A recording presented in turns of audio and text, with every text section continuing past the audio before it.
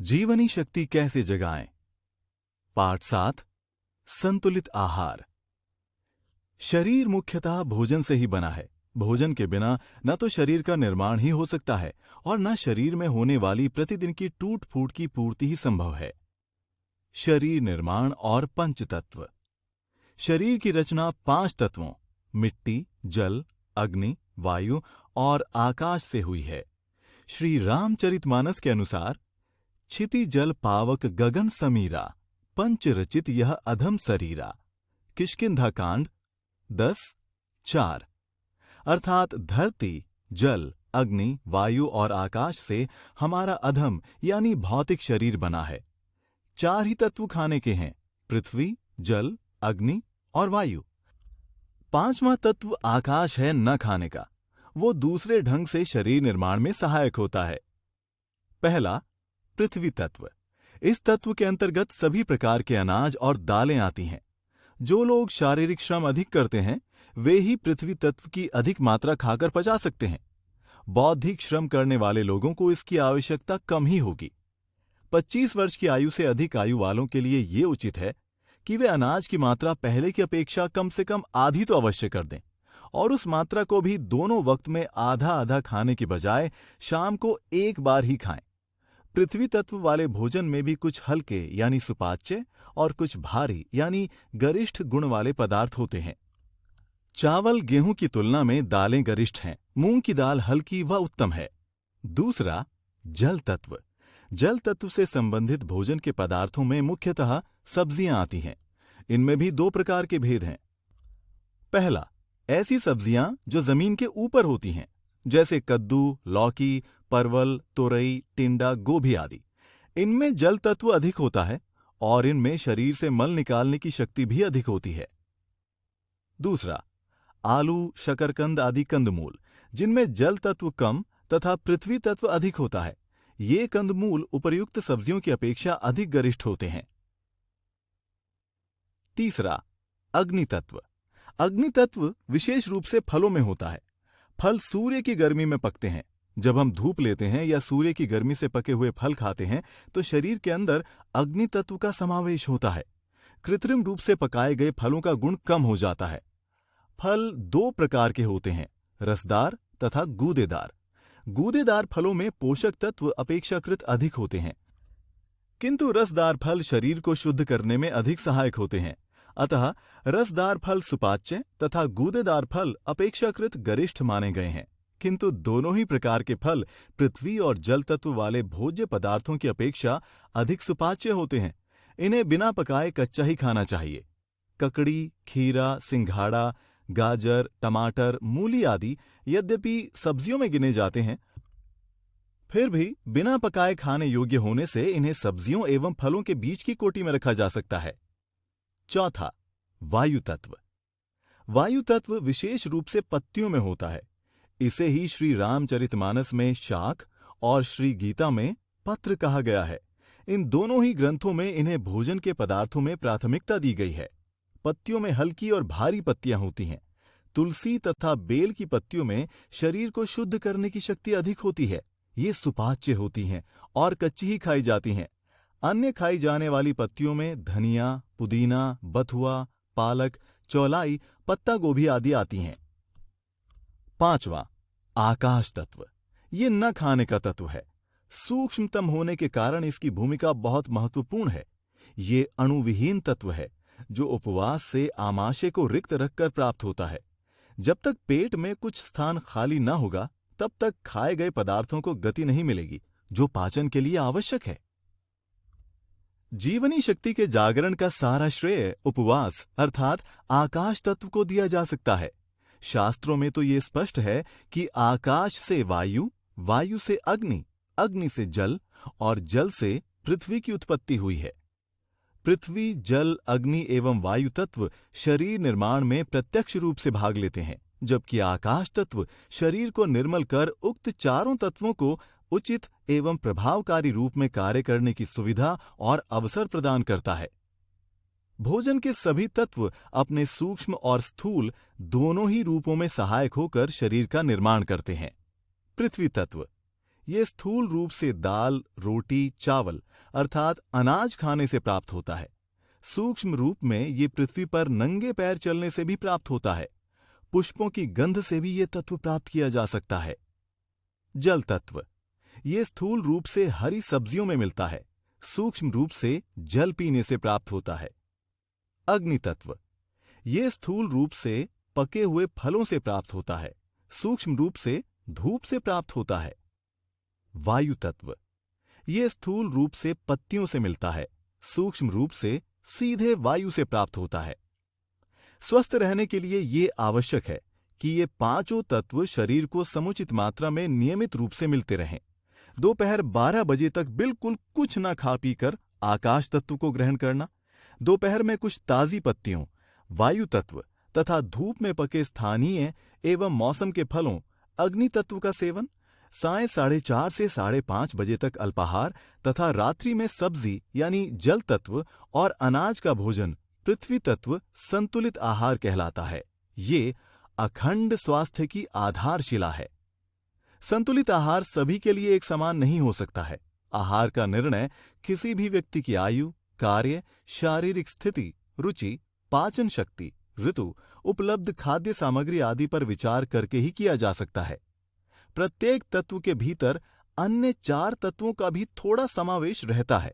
संतुलित आहार हेतु किसी तरह से नाप जोख कर विभिन्न प्रकार के भोजनों की मात्रा निर्धारित करने की आवश्यकता नहीं है। 25 वर्ष से अधिक आयु वाले व्यक्ति के भोजन में अनाज का कम तथा शाक, फल और सब्जियों का समावेश अधिक हो। जैसे जैसे आयु अधिक होती जाए, अनाज की मात्रा कम करते जाना चाहिए। 40 वर्ष की आयु के बाद मूंग के अलावा सभी दालों का प्रयोग भी बहुत सीमित कर देना चाहिए, क्योंकि इनमें तेजाब की मात्रा अधिक होने के कारण इनसे शरीर शोधन में बाधा पहुंचती है। 25 वर्ष की आयु तक इन लोगों के लिए जो रुचे सो पचे का सिद्धांत अपनाकर भोजन करने में कोई खास बाधा नहीं है, क्योंकि ये अवधि शरीर के निर्माण और विकास की है।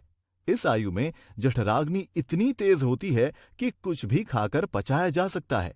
अतः जो खाया जाए कुछ खाली पेट रखकर ही खाया जाए। जब तक भूख न लगे तब तक न खाया जाए। प्रतिदिन अमुक समय में खाते रहे हैं, इसलिए उस समय तो खा ही लेना चाहिए, ऐसा मानकर भोजन न किया जाए। भोजन की मात्रा अवस्थानुसार भिन्न हो सकती है। जो बच्चे या वयस्क खेल कूद या व्यायाम करते हैं या कोई अन्य शारीरिक श्रम का काम करते हैं, वे स्वभावतः अधिक खाएंगे। जो पढ़ने लिखने में अधिक समय बिताते हैं या कार्यालयों में काम करते हैं, उनके भोजन की मात्रा अपेक्षाकृत कम होनी चाहिए। स्कूल वाले बच्चे या युवा, इन्हें निम्न भोजन लेना चाहिए: खाली पेट स्कूल जाना, स्कूल में लंच, इच्छानुसार हल्का भोजन, दोपहर में घर आने पर फल, सलाद एवं अंकुरित अनाज, साय खेलने के बाद पाव भर दूध एवं स्नैक्स, रात 8-9 बजे पूर्ण भोजन। नौकरी या व्यवसाय वाले युवा, इन्हें निम्न प्रकार से भोजन लेना चाहिए: दोपहर 12 बजे तक कुछ नहीं, दोपहर 12 बजे सब्जियों का सूप या फलों का रस, 12:30 से 1 बजे फल, सलाद तथा थोड़ा अनाज का भोजन, साय 4:30 से 5:30 बजे स्नैक्स, रात 8-9 बजे पूर्ण भोजन। 25 वर्ष की आयु के बाद इनका आहार निश्चित करने में अधिक सावधानी बरतनी चाहिए। सर्वप्रथम अपनी आवश्यकता का सही आकलन कर लेना चाहिए। इसके बाद ही भोजन की मात्रा और उसके प्रकार का निश्चय करना चाहिए। ये तो स्पष्ट ही है कि भोजन में सभी तत्वों का समावेश आवश्यक है। उम्र बढ़ने के अनुसार अनाज की मात्रा कम करते जाना चाहिए। इस काल में आहार क्रम निम्न प्रकार से होना चाहिए: दोपहर 12 बजे तक कुछ नहीं, दोपहर 12 बजे सब्जियों का सूप या फलों का रस, 1 बजे सलाद एवं फल, साय 4:30 से 5:30 बजे स्नैक्स, रात 8-9 बजे पूर्ण भोजन। दूध पृथ्वी तत्व से हल्का एवं जल तत्व से भारी है। बच्चा पैदा होने पर ही मां के दूध आता है और कुछ समय बाद स्वतः बंद हो जाता है। प्रकृति ने जब आवश्यकता थी तब दिया, जब बंद कर दिया तो इसका अर्थ है कि अब आवश्यकता नहीं रही। लोग गाय, भैंस, बकरी, भेड़, ऊंटनी आदि का दूध पीते हैं। यद्यपि ये सभी जानवर जब बड़े हो जाते हैं तो अपनी मां तक का दूध नहीं पीते हैं। गाय का बच्चा 3 वर्ष में गाय या बैल बन जाता है, तब वो भी अपनी मां का दूध नहीं पीता है। आदमी का बच्चा 25 वर्षों में आदमी बनता है, अर्थात गाय के शरीर में बढ़ोतरी की दर मनुष्य की तुलना में 8 गुना अधिक है। इसीलिए गाय के दूध में हमारी मां के दूध की अपेक्षा 8 गुना अधिक प्रोटीन है। 25 वर्ष तक, जब शरीर का निर्माण काल है, यदि शारीरिक श्रम अधिक हो रहा है तो दूध पिया जा सकता है। 25 वर्ष के बाद तो हमें दूध की कोई आवश्यकता नहीं है। फिर भी यदि मन ना माने तो रात में भोजन के बाद 100 ग्राम यानी आधा पाव दूध ले सकते हैं, परंतु धीरे धीरे दूध छोड़ देना ही हितकर है। फल सब्जी आदि में सारे कैल्शियम, खनिज एवं विटामिन मौजूद हैं, अतः इनके लिए दूध पर निर्भरता उचित नहीं है। आधुनिक चिकित्सा विज्ञान दूध में कैल्शियम का तर्क देता है। ये भ्रमपूर्ण है। जानवरों के घुटने इतने मजबूत कैसे होते हैं? वे तो दूध नहीं पीते। हाथी, ऊंट, घोड़े, भैंस, बैल कितना भार लेकर दौड़ते हैं, फिर भी उनके घुटने जीवन भर शक्तिशाली बने रहते हैं। तब मनुष्य के क्यों नहीं रह सकते? सत्य तो ये है कि दूध का शौकीन व्यक्ति यदि बिना शारीरिक श्रम किए प्रतिदिन दूध पीता है तो 70 की उम्र तक उसके घुटने खराब होने लगेंगे और गठिया की शिकायत होने लगेगी। श्लेष्मायुक्त एवं अम्लीय भोजन। शरीर में विकार उत्पन्न करने वाले भोजन मुख्यतः 2 प्रकार के होते हैं, श्लेष्मायुक्त और अम्लयुक्त। श्लेष्मायुक्त भोजन, इसके अंतर्गत वे सभी पदार्थ आते हैं जिनमें चिपकन होती है तथा जिनसे मांड या लेई बन जाती हो, जैसे मैदा, चावल, अरबी, केला आदि। इनसे बनी श्लेष्मा पचने में विलंब करने तथा चिपकने के कारण शरीर में क्रमशः तह पर तह जमती जाती हैं, जो कफ या आंव का रूप ले लेती हैं और बिना विशेष प्रयत्न किए आसानी से नहीं निकल पाती। कई लंबे उपवासों के द्वारा ही इसे निकाल पाना संभव होता है। दूध में श्लेष्मा अधिक होता है। अम्लीय भोजन, ये श्लेष्मायुक्त भोजन से कहीं अधिक हानिकारक होते हैं। तले व भुने खाद्य पदार्थ तेजाब युक्त हो जाते हैं। मेवों में बादाम में कम तथा काजू, अखरोट में अधिक और मूंगफली में सबसे अधिक अम्ल होता है। खजूर, किशमिश, मुनक्का, नारियल तथा छुआरा में अम्ल नहीं होता है। गेहूं और चावल में अम्ल कम होता है, किंतु दालों में अधिक होता है। सभी प्रकार के तेजाब युक्त भोजन शरीर के लिए हानिकारक होते हैं। शरीर के अतिरिक्त मन पर भी इनका प्रभाव पड़ता है। अम्ल का प्रभाव विष के समान होता है। इसके कुप्रभाव को कम करने के लिए इसके प्रयोग में सावधानी बरतनी चाहिए और यथासंभव इनकी मात्रा घटा देनी चाहिए। क्षार युक्त भोजन की मात्रा बढ़ा देनी चाहिए। क्षार युक्त भोजन अम्ल के प्रभाव को नष्ट करने वाले होते हैं। प्रायः सभी पत्तियां, सब्जियां एवं फल क्षारीय हैं। नींबू एक विशेष फल है जिसमें साइट्रिक एसिड है, पर आमाशय में पहुंचने पर यह क्षारीय हो जाता है और अम्ल को काटता है। मिर्च मसाला स्वास्थ्य के लिए बहुत हानिकारक है।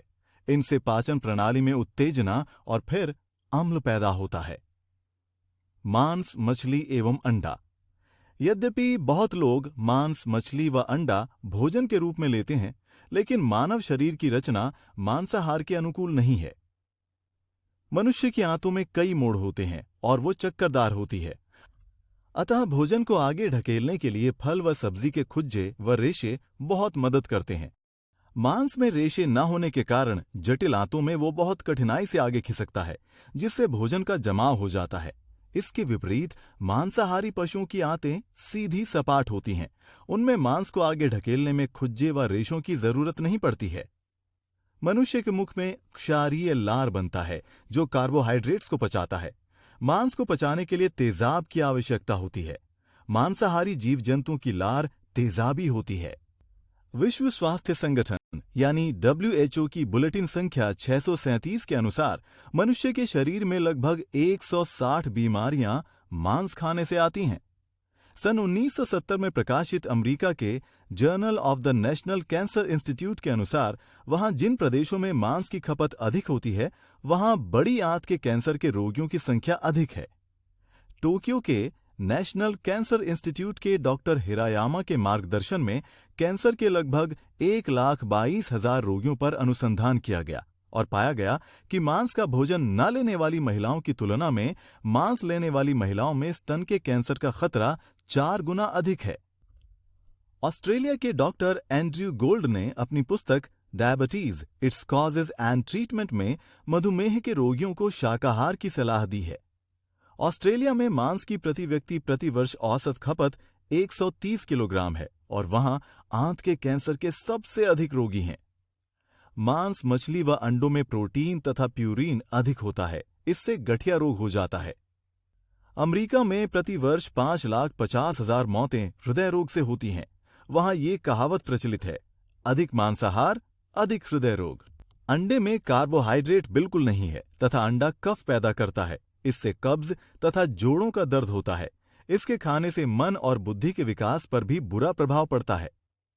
मांस, मछली व अंडा के सेवन से बढ़ते जा रहे दुष्परिणामों से सचेत करते हुए national academy of sciences, America के एक आयोग की रिपोर्ट है कि हमें अपने जीवन की रक्षा के लिए अपनी निर्भरता मांस, मछली, अंडे पर कम और साग, सब्जी व फलों पर बढ़ाना चाहिए। भोजन, मन और वातावरण।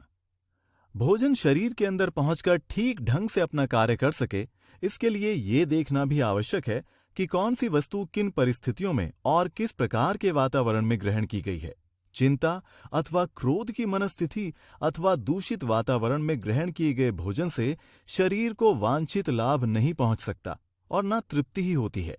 प्रसिद्ध चिकित्सा ग्रंथ भाव प्रकाश मध्यखंड जठराग्नि विकाराधिकार में लिखा है, तृष्णा भय क्रोध परिलुप्तेन लुब्धेन रुग्दैन्य निपीडितेन प्रद्वेष युक्तेन च सेव्यमान मन्नम न सम्यक परिपाक मेति।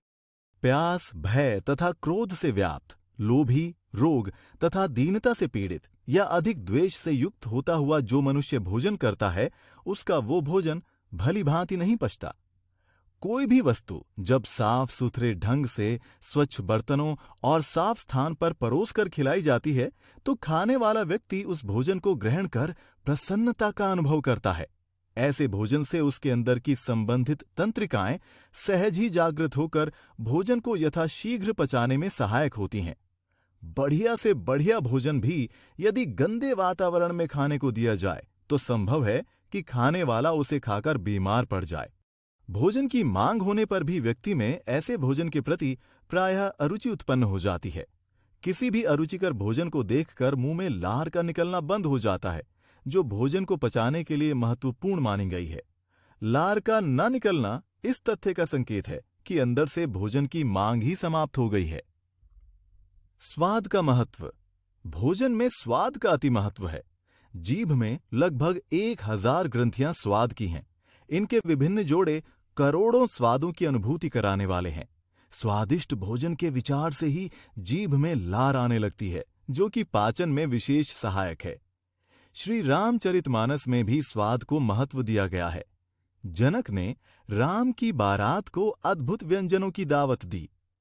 पुनि जेवनार भई बहुभांति, पठय जनक बोलाई बराती। बालकांड 327:1।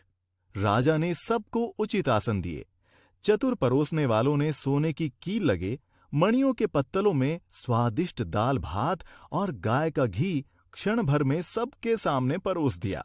आसन उचित सबहि नृप दीन है, बोली सूपकारी सब लीन है।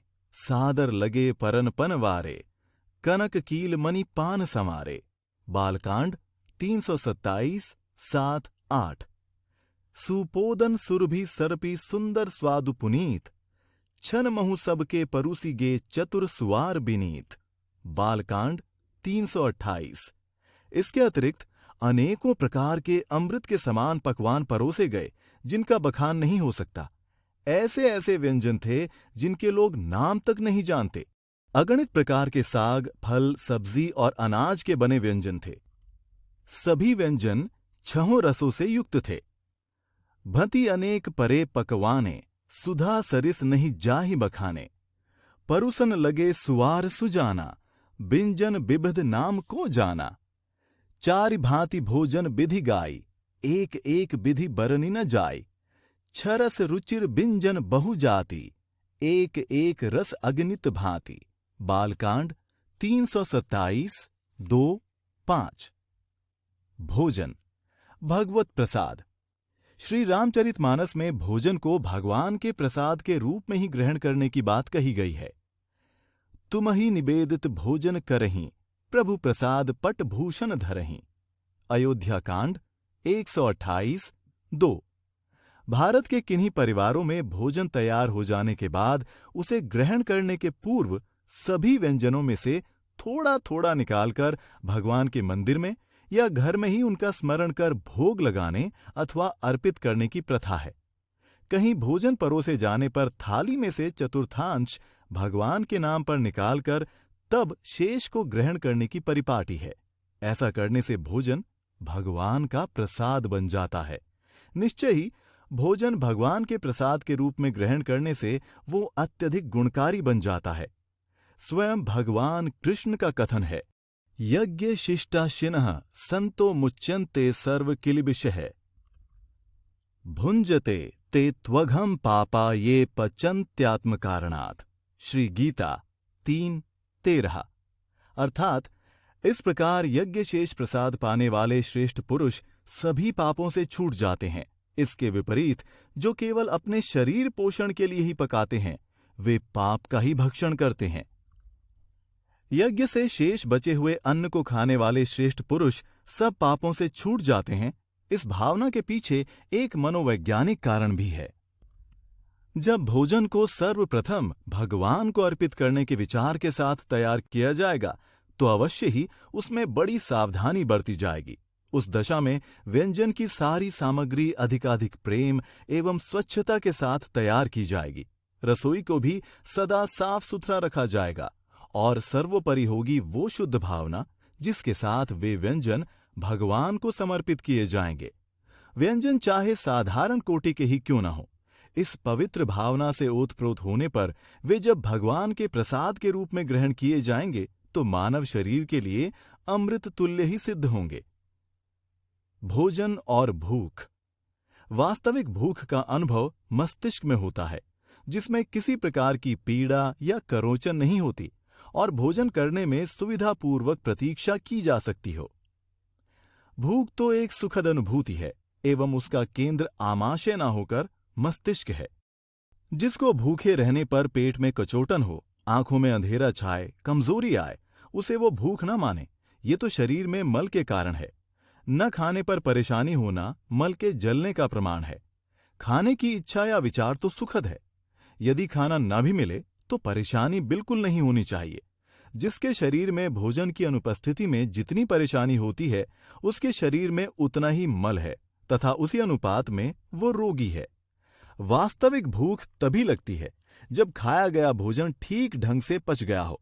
भोजन करने का तभी औचित्य है जब दैनिक श्रम के बाद टूट फूट हो, जिसकी पूर्ति भोजन द्वारा होती है। भोजन के बाद पर्याप्त विश्राम करने से ही जीवनी शक्ति अपने पूरे वेग से भोजन पचाती है। इसीलिए अनाज के भोजन के बाद विश्राम आवश्यक है। भोजन के बाद मेहनत करना अपने को मृत्यु के मुख में धकेलना है। अतः दिन में मेहनत करने वाले किसी भी व्यक्ति को दोपहर में अनाज का भोजन न करके रात्रि को ही करना चाहिए। सफाई का समय प्रातः 4 बजे से 12 बजे तक। दैनिक जीवन में ये देखा जाता है कि प्रातःकाल सोकर उठने पर शरीर में स्वतः ही सफाई की क्रिया प्रारंभ हो जाती है। मलमूत्र त्यागने, मुंह और दांतों की सफाई की इच्छा होती है। प्रकृति अंदर और बाहर दोनों ओर ठीक ढंग से सफाई करने में लग जाती है और हमें भी ऐसा ही करने के लिए प्रेरित करती है। जब सफाई का काम हो रहा हो तो उस समय कुछ खाने का प्रयास ठीक वैसा ही है जैसे कि झाड़ू लगाने वाले व्यक्ति से सफाई का काम अधूरा छुड़ाकर उसे दूसरे काम में लगा दिया जाए। शरीर की सफाई की ये क्रिया लगभग प्रातः 4 बजे से दिन के 12 बजे तक चलती रहती है। इसलिए इस समय तक कुछ भी ग्रहण नहीं करना चाहिए। फिर भी यदि न रहा जा सके तो कुछ ऐसी पत्तियां या पेय पदार्थ लिए जा सकते हैं जो शरीर शोधन में सहायक हों, जैसे तुलसी, बेल की पत्ती, नींबू का रस मिला जल या शहद मिला जल। किशमिश अथवा मुनक्के के 10-15 दाने रात भर 1 पाव पानी में भिगोकर रखें और उन्हें सुबह मसलकर पी लेना लाभदायक है। विशेष अवस्था में मुसम्मी अथवा संतरे का रस भी कुछ पानी मिलाकर लिया जा सकता है। इनके अतिरिक्त किसी प्रकार का भोजन दिन के 12 बजे से पूर्व नहीं करना चाहिए।